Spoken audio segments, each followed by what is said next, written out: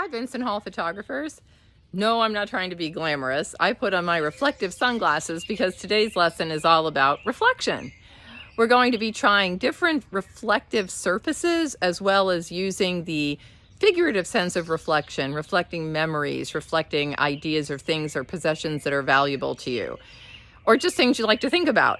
I like to think about the sun, so even though it's a little bit overcast, I'm wearing my sunglasses anyway. What we're going to do today, whether you have a fancy camera, your cell phone, or just have an interest in learning more about photography, is look at some different ways we can capture a reflection of an object and make that, in and of itself, an interesting photograph. Consider taking off glasses. You can even use those to get an interesting reflection of what it's looking up at. I could crop this in and get some interesting ideas for a new photograph, even maybe just through one lens. One of the things we've had in abundance is rain. Rain can create some interesting drops. Drops create reflection. If I zoom in and get really close to these drops, we can see teeny tiny reflections or highlights going on that might make some interesting pictures. As I move around, I can look for water that's larger drops, and what it's doing is reflecting what's behind it. So here, if I get in close on this leaf, I'm actually seeing a reflection of the trees around it. Now, if I don't like that white highlight that's right there in the middle, I can move myself around and try to find an angle that minimizes that. I think this is a much better angle, and I would take a picture of that, and that's a cool, almost abstract idea for reflection. You change the angle of what the droplet looks like, and you can see now the wind's picked up, so it's moving around a bit, which is interesting. It would still be not moving on a photo. You can get this outline that almost makes it look like some sort of freestanding orb. I'll keep coming down a little bit further, getting out of focus a little bit. There we are. So change your angle, looking down, looking almost perpendicular, and then completely straight on top of the object. All different ways to get some interest from something as simple as a raindrop. Car windows are a lot of fun to take pictures through. No, I am not looking at my neighborhood. I am looking through the reflection of my car's window at my neighborhood. You can see the distortion, but that's also part of the fun of the photography. As I move around here, I'm getting a secondary reflection on the tree and some of me, so I won't do that. But as I move further away and then move in on the window, I can get some really interesting pictures that are a mirror image. Now, why do this instead of just taking a picture of the scene? Oh, just for the effect and also for the fun of trying what a distortion through a reflection can do. Cars are an endless source of fun.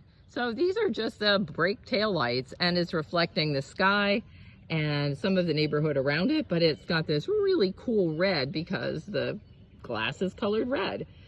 It gives an almost filtered abstract effect. I could crop in on some of these things. I move over, I get different effects. This one is more for those of you that prefer abstract in design. However, it's also a fun thing to try. That old adage, objects in the mirror may be closer than they appear, is certainly true here.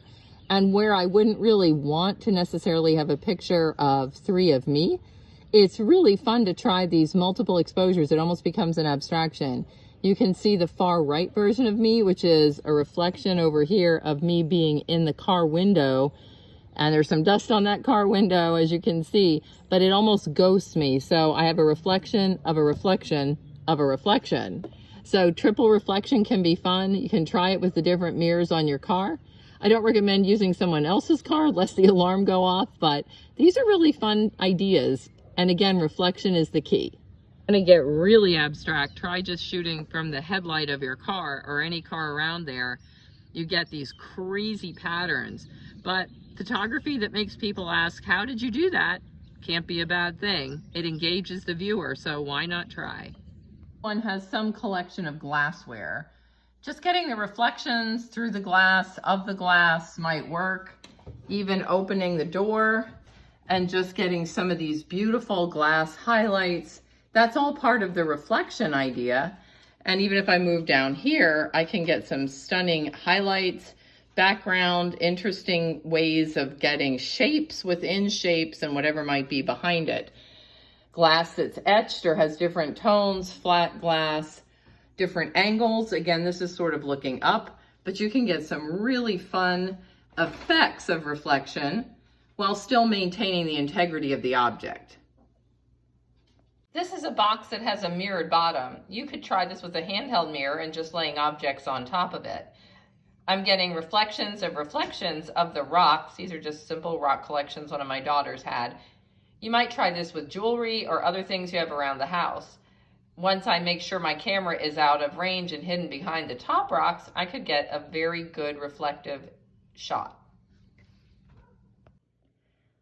Repetition is always one of the best parts of an art composition, and when you use a mirror, you have a natural repetition. Here you can see two images of one old photo, an old jewelry box, and a little charm with a stand-up mirror. It would work just as easy with the mirror that you might have on your dresser or even a handheld mirror propped against some books.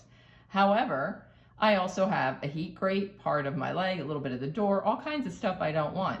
Here's where last week's lesson comes in handy. Here's that piece of white cardboard. If you just get it into the frame to the point that it's blocking out the reflection of the other objects, now I don't have to worry so much about what's showing up in the picture. There we go. And I've got a nice picture with an interesting background, and anything that's remaining I can fill in Photoshop later, but at least I've gotten rid of all that extraneous background.